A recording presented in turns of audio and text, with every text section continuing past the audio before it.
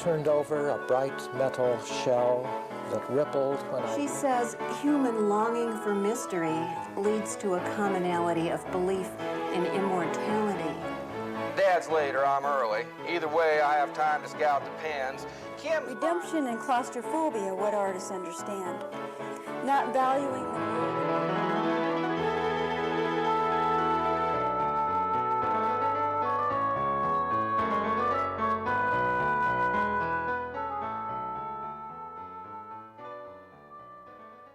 My name is Stephen Buhler, and I was born in Brooklyn, New York, but I grew up in Southern California. And I came to Nebraska in 1989 when I was hired by the University of Nebraska-Lincoln, where I am a teacher and professor in the Department of English, specializing in early modern literature, Renaissance literature. I was hired to teach non-dramatic literature, people like Edmund Spenser and John Milton, but over time I've been teaching and now doing more and more research on the works of Shakespeare. I am the product of a wonderful state education system in California, where I got my bachelor's degree from Cal State Long Beach, and then I earned my master's degree and also my PhD from the University of California at Los Angeles. And particularly at UCLA, they have a wonderful writing programs situation in place there, with some very skilled and very innovative teaching techniques involved, which made me alert to and very appreciative of the very fine kinds of writing and literature instruction that takes place at Nebraska-Lincoln in their English department. Well, the University of Nebraska-Lincoln has had a great deal of influence on my writing. One, the approach to teaching composition at UNL in the English department is to really encourage people to think of themselves as writers, as contributors to the literary and larger communicative conversation. But in particular, folks not only in English, but also in the departments of history, in music, in art history. There's a wonderful medieval Renaissance studies group at UNL, and these are the folks that gave me much needed encouragement when I started venturing out of just strictly literary approaches to studying Shakespeare and moving into performance, into theater, and into film, and into musical settings too. Well, my wife Carla is my best editor and the person who will really let me know whether I'm communicating effectively. The most influential people in my writing have been those teachers from high school level on who have been either very gifted creative writers or very effective scholarly writers. And seeing their example, their inspiration, their ability to speak to specialized audiences and to more general audiences, not just in the classroom but on the printed page, really led me to at least want to explore whether I had those abilities as well.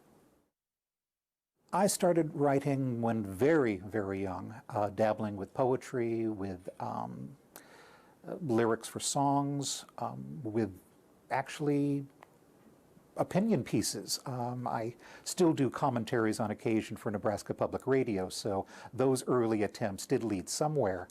But the kind of writing that I do now really started when I came to the suspicion or the understanding that I might have something to say about these works, the literary works that I loved so much and that I loved reading, and that I might have something to say not just to students but to other people who also cared about them and were interested in them. So at that point I thought, if I have something to say and I'm able to get it down on paper, maybe by default I am a writer. I'm inspired to write when I'm in a position of appreciating some kind of gift that I've received from people around me, or the setting that I'm in, or a piece of literature or of music or of theater that touches me, and I want to respond, maybe not in kind, but I want to respond with some kind of meaningful gift in return. And for me, one of the best gifts that I can give a work or a landscape or a setting is to invite other people to appreciate it as well. So if my writing can alert folks to what's going on, what's available, what's ready for them to come and engage with and appreciate, then I think that is a fair enough response, a fair enough gift back to the gift that I've received. I am very much drawn to the connections between literary texts and what history was for the writers and their societies, what they thought the past was about, and how they dealt with the past and how they negotiated with it, how they made use of it. But I'm also interested in how these works deal with their futures, when the writers just kind of let these works go and let future audiences and future performers make of them what they will. So I'm very drawn to what happens to literary works when people adapt them for different media, when people set poetry to music. Those seem to be the themes that I keep coming back to in my scholarly work, and it's the sort of thing I try to do in my own few attempts at creative work too. My best way of working seems to be long stretches. If I can dig in, gain some momentum, and just ride that wave as long as it will carry me, that I find leads me to make the sorts of discoveries that I don't seem to make in short bursts. I know other writers are very, very gifted and adept at being able to work in short spurts and make great progress and great leaps that way. I wouldn't say that I'm more of a plodder, but it takes me more of a while, takes me longer to build up steam, and once I have, I don't want to lose that momentum. I think even in my scholarly writing, I've developed a more conversational tone, somebody who's excited about the subject matter and just wants to talk about it, just wants to share it with other people. One of the best ways of preparing me to develop that style was my experience starting in the early 1990s in doing commentaries for Nebraska Public Radio, because there's only about 3 minutes, and because when you're simply a voice over the radio, you're not going to be able to get very deeply involved stylistically in all these little parentheses or asides. You're going to lose your audience and they're going to miss the point. So the discipline that page and a half of single-spaced writing and the kind of clarity that you need to achieve in broadcast situations was wonderful discipline for the rest of my writing too. I very often picture a really, really bright undergraduate who may not have a lot of past experience with the material that I'm dealing with. I find that's the best kind of middle ground. Somebody who's alert, somebody who's interested, somebody who's eager to find something new and make something new of it.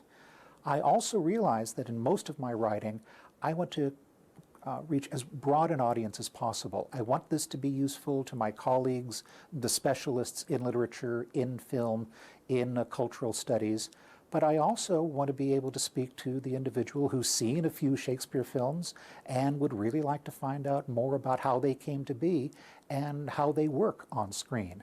So I'm a bit over the map, but I think a conversational style is the best way of reaching that wide an audience. What I'd like to bring across to my readers is the sense that Shakespeare and Shakespeare's plays are not fragile. They don't have to be treated with kid gloves. They don't have to be subject to overly reverential treatment. These are strong works. They can take all kinds of encounters and engagements. By the same token, I would like my readers to understand that even the freer translations, adaptations, interpretations of Shakespeare on screen may be far closer to the spirit of the original plays than those treatments that seem safer, more traditional, more reverential, because they'll get at some of the truths at work in the text that safer treatments simply skirt around and simply avoid. And so if I can persuade them not only to look at the specific films that I discuss with more appreciative eyes, but also look at all sorts of other things that haven't even come into being yet with that kind of openness, then I think I've gotten my main point across. Well, oftentimes I have to encourage my students because I don't simply teach literature courses. I teach kind of the broader English as a discipline courses, the Introduction to English Studies and our capstone course. And so lots of students are primarily, say, creative writers in those courses, and yet they haven't taken the all-important step of just getting it out there.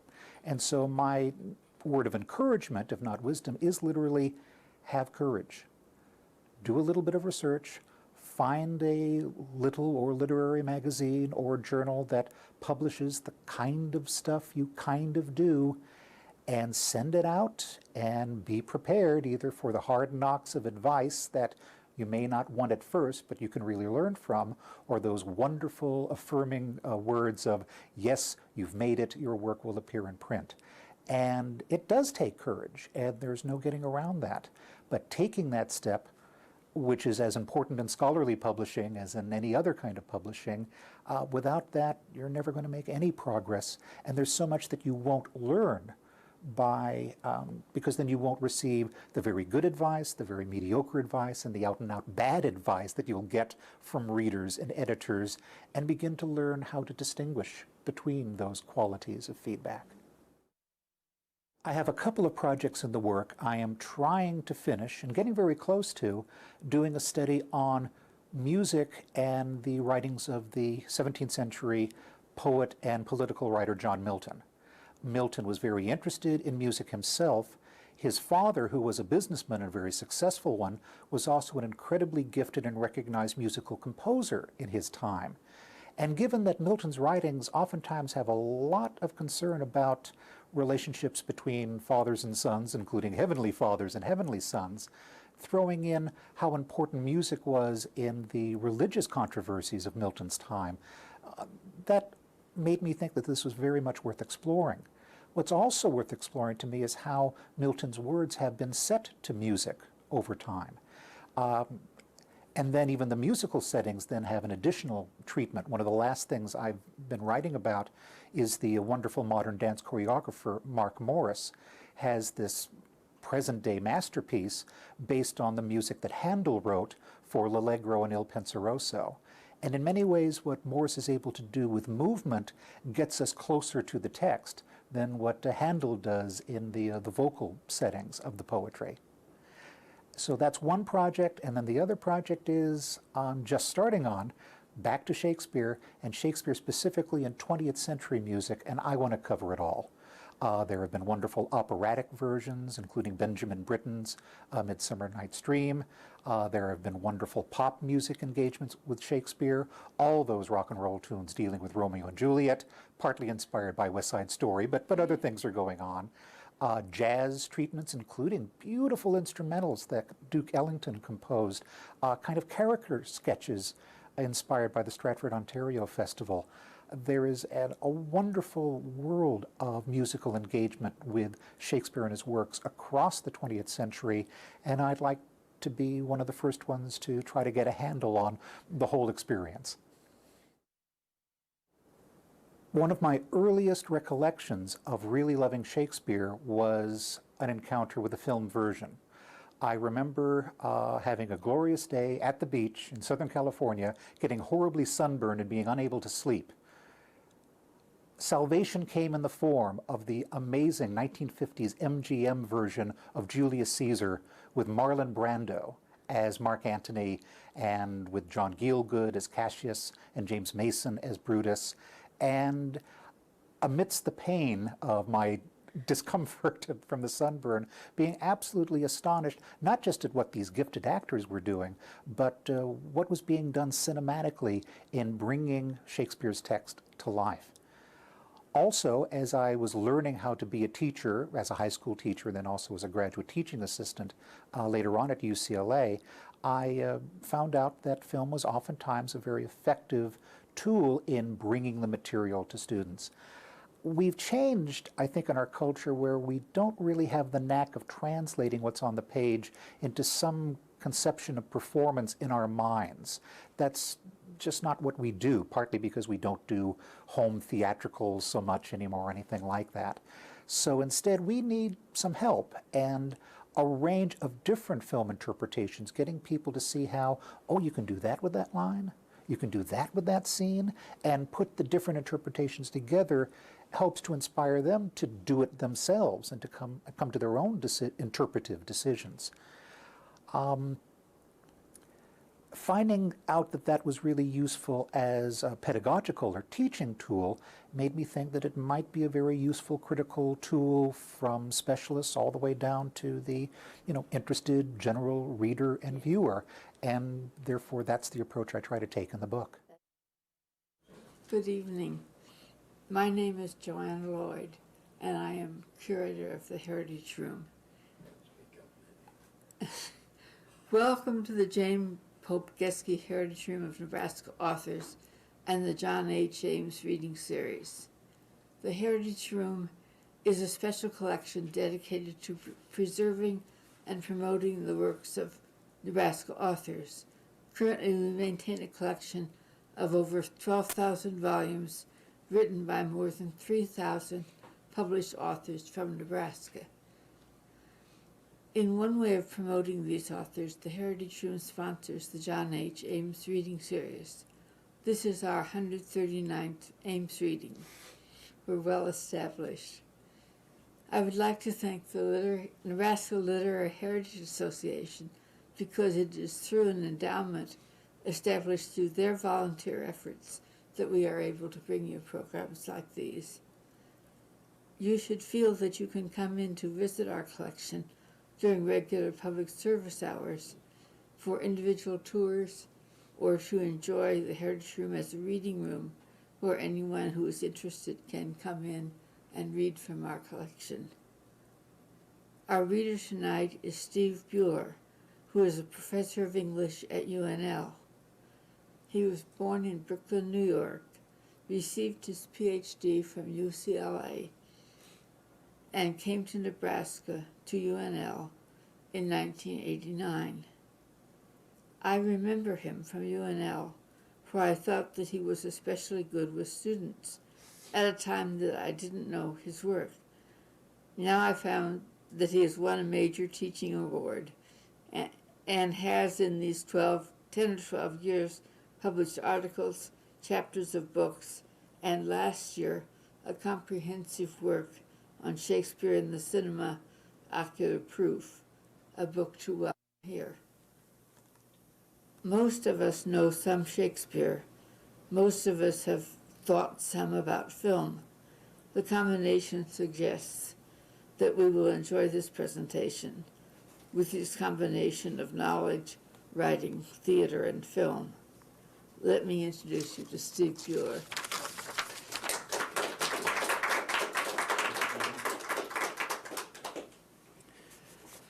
And many thanks to Joanna Lloyd and the other organizers of the Ames Reading Series for inviting me, and many thanks to you for attending despite the inclement weather. Shakespeare in the Cinema, Ocular Proof. In that book, I focus on shared strategies employed by filmmakers in adapting Shakespeare's plays for the screen. Now, each chapter provides a brief, concentrated history of each mode of adaptation: documentary film, pure cinema, star vehicles, transgressive cinema, transnational film. But tonight, I'll be reading from the chapter devoted to Shakespeare films deeply connected with stage practice and with the stage and film careers of three directors: Laurence Olivier, Orson Welles, and Kenneth Branagh. The title of the chapter is The Revenge of the Actor-Manager. In 1949, Nicholas Vardak published his comprehensive study, Stage to Screen, Theatrical Method from Garrick to Griffith.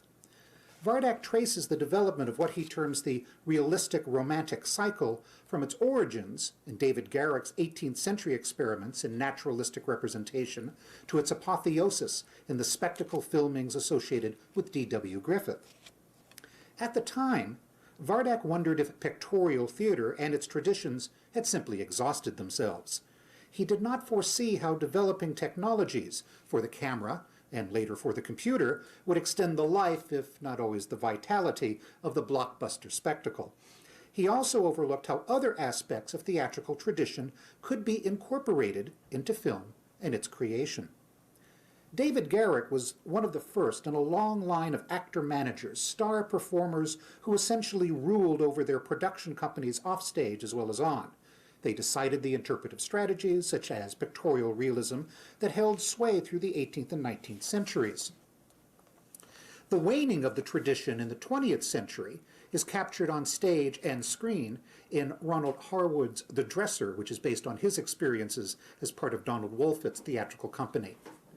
Even as the actor-managers faded from the stage, Their functions were appropriated by actors who were determined to bring Shakespeare successfully to film. Like those of their stage counterparts, the careers of these directors often have been marked by fierce competition and by anxiety toward forebears. Laurence Olivier constantly looks back at the theater. Orson Welles constantly glances at Olivier as a rival claimant to the Shakespearean mantle. Kenneth Branagh attempts to negotiate a separate identity with these formidable predecessors and in opposition to them. Olivier's success, critical, commercial, and patriotic, with his Henry V, stole a march on Welles, who had long been absorbed by Shakespeare. When Olivier was laboring to establish his Shakespearean credentials through the 1930s, Welles had breezily asserted himself to be John Barrymore's successor as America's prime exponent of theatrical Shakespeare. After receiving an invitation from John Houseman to direct the Harlem branch of the Federal Theater, a New Deal program, Welles staged a voodoo Macbeth with an all-black cast. It was controversial at the time, especially with the African-American press, and it remains so. The first production for his own troupe, the Mercury Theater, was an artfully truncated modern-dress Julius Caesar that drew parallels between ancient Roman politics and the rise of fascism in 20th century Europe. Partly because of financial problems involved with Five Kings, Welles's attempt to compress Shakespeare's two historical tetralogies into 2 evenings of theater, he agreed to move from Broadway to Hollywood in 1939. RKO Pictures offered him artistic control along with considerable resources. The first result, in 1941, was Citizen Kane. Welles's achievement, along with that of his co-writer Herman Mankiewicz, eventually came to be recognized as one of the greatest works in U.S. filmmaking. Now, only part 1 of Five Kings had been staged for a short run, but its retelling of the rise of the House of Lancaster in England amid civil strife included Welles's debut as Falstaff. He would return to that role after years of being overshadowed by an actor whose film success was secured by the story and the role of Falstaff's young, ambitious, and royal companion, King Henry V of England, formerly Prince Hal, the triumph of Lancastrian rule. Before Henry V, Olivier too had been drawn to Hollywood not once but 3 times. Unsuccessful sojourns in 1931 and 1933 followed by returns to the London stage where he determined, in his own words, to be the greatest actor of all time. Such an ambition could only be achieved with the help and challenge of Shakespearean roles. By 1937, he had enjoyed successes on British screens with Fire Over England and on the Shakespearean stage as Sir Toby Belch in Twelfth Night, and with starring roles in both Hamlet and Henry V. His 1938 return to Hollywood for Wuthering Heights initiated a stormily productive period, which included Alfred Hitchcock's film of Rebecca and George Cukor's film of Pride and Prejudice. It also included the flowering of his romance with Vivien Leigh and the start of their deeply troubled marriage. The propaganda needs of Britain presented the opportunity to combine the worlds of stage and screen in Henry V, which was filmed in 1943 and 44 and released in England a mere 4 months after D-Day, bringing the 2 incursions into France into an uncanny relationship. The film's U.S. release in 1946 led to a special Academy Award the next year in recognition of Olivier's outstanding achievement as actor, producer, and director. Meanwhile, Welles's star had fallen considerably. The technical and artistic achievements of Citizen Kane and the Magnificent Ambersons were not answered with wide audiences. RKO seized control of the latter film and clumsily re-edited it. In a curious parallel with Olivier's career, Welles appeared in Jane Eyre, another film adaptation of one of the Bronte sisters' novels for David O. Selznick. After this, RKO agreed to distribute Welles's film The Stranger, and its moderate success led Columbia Pictures to finance The Lady from Shanghai, especially since it would feature Welles's then-wife, Rita Hayworth. The results were commercially disastrous, despite attempts at reshooting and re-editing that delayed the film's release until 1948. In spite of this, Republic Pictures, you get the pattern of Welles moving from studio to studio already, Republic Pictures approached Welles with the opportunity to film a low-budget production of a Shakespearean play. Welles's choice for his debut as film director of Shakespeare, and it had been on stage with the Federal Theater, was Macbeth. Although many of the details of this film had been developed during a more recent production for the Utah Centennial Festival, its overall conception owes much to the voodoo Macbeth. Wells's opening narration reframes Shakespeare's tragedy as the conflict between malign, chaotic, demonic forces and the hope of a social order predicated on Christian principles. Clearly, the storyline of an ambitious man's downfall appealed to Wells. Meditations on the corrupting influence of power recur in Wells's films from Citizen Kane to Touch of Evil and beyond. The difference between self-regard and self-knowledge is a thematic concern in several of Wells's films, regularly figured by mirrors. When Kane is left alone in Xanadu, we see him stagger down a hallway past a pair of reflecting mirrors. His image repeats endlessly, underscoring the character's narcissism and isolation. The memorable climax of The Lady from Shanghai takes place in the Hall of Mirrors in an amusement park funhouse. Deceptive images multiply in dizzying fashion until they shatter from gunshots and something like the truth is revealed. Wells's Macbeth crowns himself in front of a warped mirror, even as he muses, "To be thus is nothing." Critics at the time hastened to agree.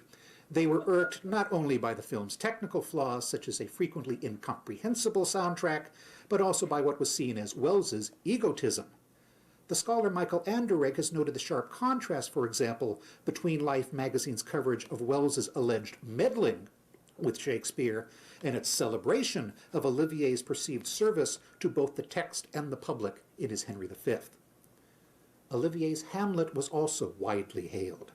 The film attracted sizable audiences and earned Olivier an Oscar for Best Actor and the British Academy's Award for Best Picture. There is much to admire in Oliviers Hamlet. The camera work under the direction of Desmond Dickinson is highly mobile. The sets designed by Roger Firth allow for striking tableau in themselves, but are all the more effective in conjunction with the cinematography. After the first scene with the ghost, for example, the audience is given an introductory tour of Elsinore. We see the passages, chambers, and doorways that will be associated with various characters in ways that suggest what these characters mean to Hamlet himself. Many such elements, though, were hallmarks of the Wells tradition that was earning disapproval under that name. Citizen Kane shows a fascination both with what the camera can do and with what architecture, especially thresholds and windows, reveals about character.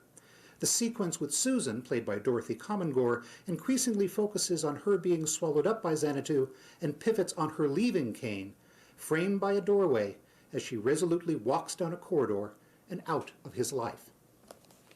The sequence ends with the camera, guided by the masterful Greg Tolan, sweeping back through the skylight of the nightclub where she continues to perform.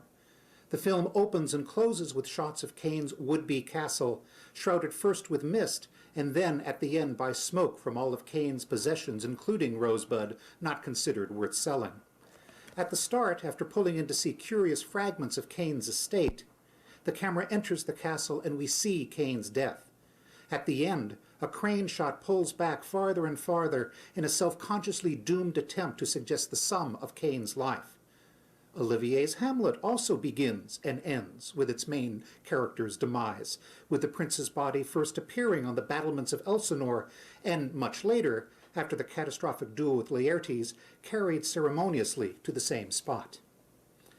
Now, Wells's Othello is in many ways a direct assault on Olivier, as well as an attempt to justify Wells's own approaches to filmmaking and to Shakespearean adaptation.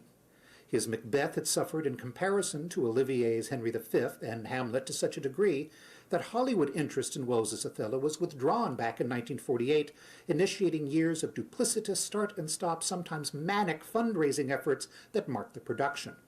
But the results on screen are overwhelming and audacious. Reclaiming the frame elements shared by Citizen Kane and his rival's Hamlet, Wells opens the film with the funeral procession of Othello and Desdemona. Olivier's final sequence is announced by a severe close-up on the dead Hamlet's face, upside down to our view. The camera then pulls back to show his body supported by the soldiers that Horatio nominates for the prince's cortege.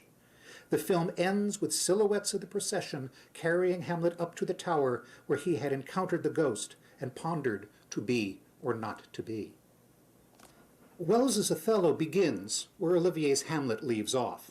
The contemplation of the tragic hero in close-up, again upside down, the pallbearers here accompanied by bishops, priests, and monks, some of whom carry an oversized cross, recalling briefly Wells's Macbeth. Again we see the procession in silhouette, with dark figures on a stone staircase appearing starkly against the sky. In his ongoing debate with Olivier, Wells had the last filmic word in Chimes at Midnight, which takes an insistently unheroic view of the future Henry V as it celebrates young Hal's supposed foil, Falstaff. In Wellesian fashion, the film builds upon earlier work. Just as the film Macbeth shared themes with the Voodoo production, Chimes at Midnight revisits material used in the first part of Five Kings. But much more is going on, even as much less of the Shakespearean material is used. Five Kings had kept its focus on Hal and followed his career through the victory at Agincourt and the courtship of Catherine. Chimes never really leaves Falstaff, played by Wells himself, until Hal, the new King Henry, rejects him, and we see the old man's subsequent death. Falstaff's story, Wells asserts, is more important to Shakespeare than Hal's. Wells uses Shakespeare's own scenes and language to make this case. Stage history supports it, too, to some degree. Henry IV Part I was, until the latter part of the 20th century, almost always valued for the roles of Hotspur and Falstaff, not Hal. When there were two starring performers in a company, such as Olivier and Ralph Richardson at the Old Vic in 1946, they split these roles. Hotspur, Harry Percy, represents a medieval conception of honor which is waning fast. Falstaff, in such a view, is Hotspur's carnivalesque inversion in double, seeking the privileges of honor without doing anything to earn them.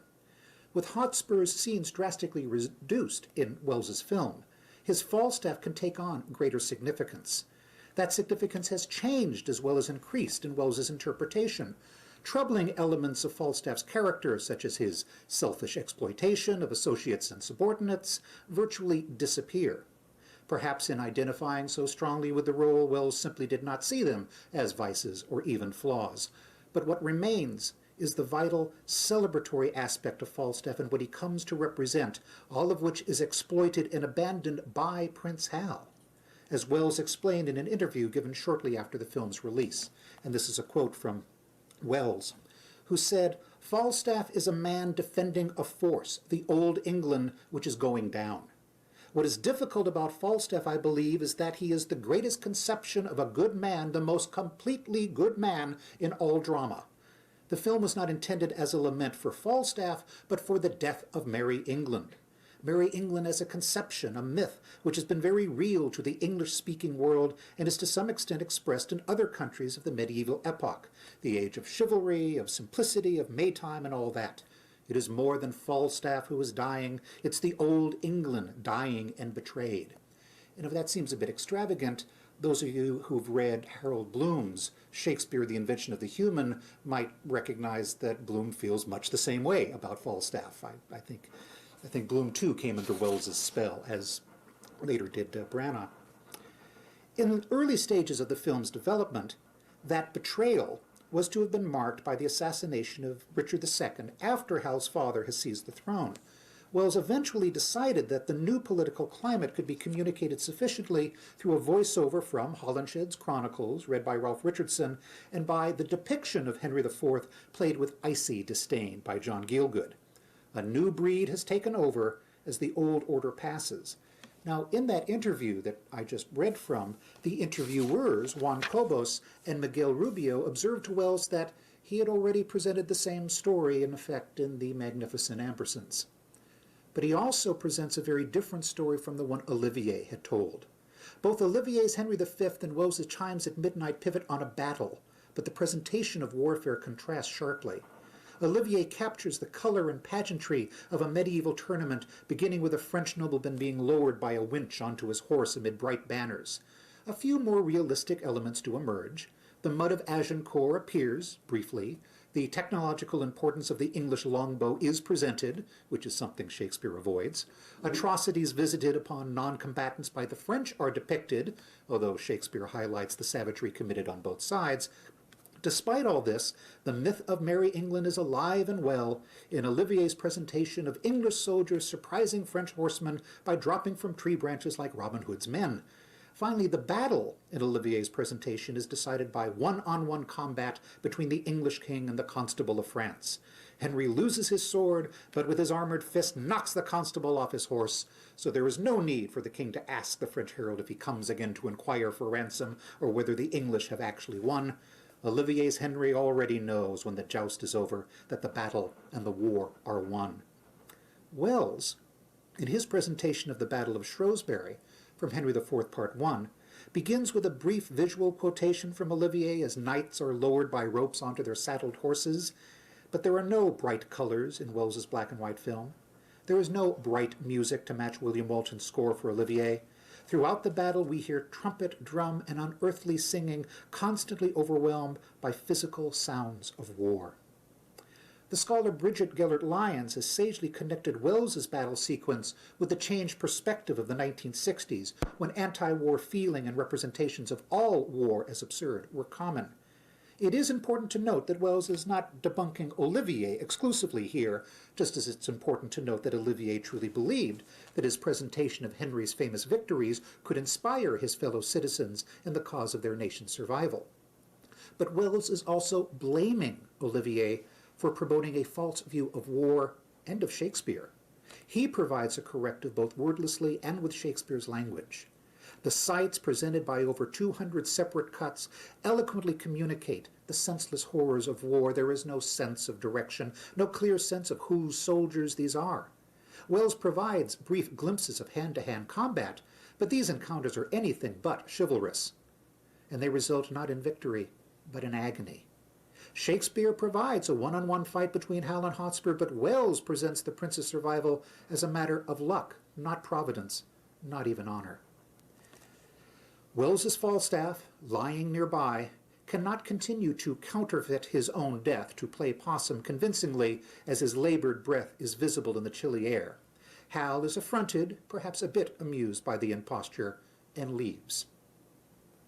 In Wells's version, Falstaff's extravagant claim to have killed Hotspur himself is given at least partial credence by Henry IV, who still distrusts his son. Falstaff's greedy appetite for life and for the pleasures that status affords turns the prince completely against him. Weaving passages together from all the plays featuring Falstaff then, Wells makes the old knight a tragic figure. Now, when Kenneth Branagh chose a model for his career as Shakespearean director, he understandably followed the celebrated and successful Olivier instead of the constantly frustrated Wells, always scrambling for cash. He acknowledged his indebtedness to Olivier in Henry V from the start, expressing the terms of the interrelation of the two film versions in this way, and this is from the published screenplay.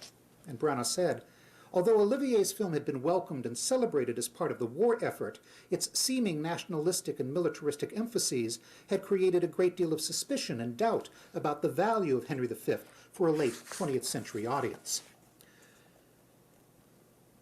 Branagh's post-Vietnam, post-Falklands adaptation deliberately enters into debate with Olivier's on a number of levels. The terms of debate include the kind of realism with which war is represented, and here Branagh uses Wells against Olivier. As in Chimes at Midnight, battle lines dissolve. Medieval warfare, bereft of any chivalric ideal, quickly degenerates into savagery. There is, however, a tension between the dehumanizing effects of war, as captured by Wells, and the use of humanizing close-ups by Branagh. We see the faces of the English warriors registering fear at the advance of the French cavalry. In Wells, even Falstaff's humanity is lost for a time in the chaos, as he appears something of a tank-like figure in his rotund armor. The parallel in Branagh's film is Brian Blessed's Exeter, yet another surrogate father for Henry. Exeter, by contrast, keeps his dignity and something of his humanity, even as he displays savage glee in smashing his opponents. The battle's frame of reference reassumes its bearings, shortly after the king is informed here that the English have indeed won. In part, this affirms that there was a clear victory, but Branagh also needs his audience to have a sense of clear sides in the battle in order to make his most direct reply to Olivier. In the earlier film of Henry V, The actual battle is preceded by an impressively long single-take shot of the French cavalry charge. The duration of the shot and the quickening pulse of William Walton's score add suspense and excitement. In Branagh's rebuttal, the long single-take shot follows the battle and shows the aftermath of the mud-drenched, bloody exchange. Henry himself carries the tavern boy, killed behind the lines, across the length of the battlefield. As he slowly trudges, we see some of the human costs connected to characters known and unknown of Harry's military campaign. Olivier's shot follows the galloping horses from right to left, while Branagh's reverses direction. King Henry wins, but the fruits of victory are, for now, anything but sweet. Following Wells, Branagh is more overtly concerned with the costs of the enterprise than Olivier is. What is lost? Who is indeed sacrificed? Wells describes Hal as a character who must betray the good man, that is Falstaff, in order to become a hero, a famous English hero, the terrible price of power which the prince has to pay. Branagh takes the opportunity to explore the payments at some length. Ever since Branagh presented his film version of Henry V, it seemed likely that he would produce a Hamlet for the screen. The parallels with Laurence Olivier's career were too strong not to suggest a comparable future. Yet one of the tasks that Branagh has set for himself in his own career is to bring himself and other actors out from under Olivier's shadow. A Midwinters Tale, the film Branagh made just before his Hamlet, depicts a stage production of that same play. It also continues Branagh's engagement with Olivier's enduring presence in British theatre and film. The central character in A Midwinter's Tale is Joe, played by Michael Maloney, and he's a long-suffering and long out-of-work actor who decides to renew his dramatic vocation by staging an actor-manager style, starring in a production of Hamlet in his hometown, the Village of Hope. As he explains this slightly mad scheme to his agent, from whom, in Wellesian fashion, he's asking seed money and emotional approval, he finds Olivier a useful, if at times humiliating, name to conjure with. And at one point, Joe says, "If everything had gone according to Laurence Olivier's book, I would have known triumph, disappointment, and married a beautiful woman. Instead, I've known tedium, humiliation, and got shacked up with the psycho from hell." Joe, of course, conveniently forgets the tedium and humiliation that Olivier regularly faced, and may also rather callously glance at the illness that destroyed Vivien Leigh's life. But at the same time, Joe himself is in a strongly depressed state. The point here is not the inaccuracy of Joe's account, but the paradoxical necessity and impossibility, which Vivien Leigh faced as well, of matching the perceived triumphalism of Olivier's career. Joe has lots of company in being burdened by Olivier's example. During auditions for this Hamlet, one hapless actor is incapable of doing Richard III in any way other than cabaret Olivier. The actor is physically weighed down by Olivier's precedent. The constraints, if felt at all, seem utterly natural to the actor, who declares that something really freed up in his second identical attempt. As Joe and Branagh try to shake loose the fetters of Sir Lawrence's example, they reject this actor from the developing ensemble. Visually, however, Joe's production in the film overall owe quite a bit to Olivier. While Branagh prepared for his own widescreen color version of the play, he explored aspects of Olivier's film on a decidedly smaller scale in the black and white of Midwinter. The site of the production, a neglected village church, allows Branagh to provide visual echoes of Olivier's Elsinore. There are a number of shots through archways, usually involving the actress playing Ophelia, and reminiscent of Olivier's constant framing of that character's entrances and exits. The treatment of the castle as a psychological map to the protagonist's mind in Olivier's film finds a witty analog in Branagh's use of the space just in front of the altar as Joe's office, his inner sanctum.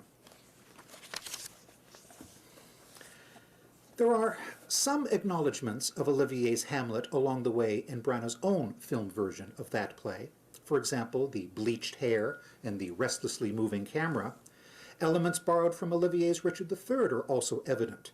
The brilliant color and pageantry, especially in the entrance of Claudius and Gertrude with the entire court as a royal wedding party, recall that film's opening sequence.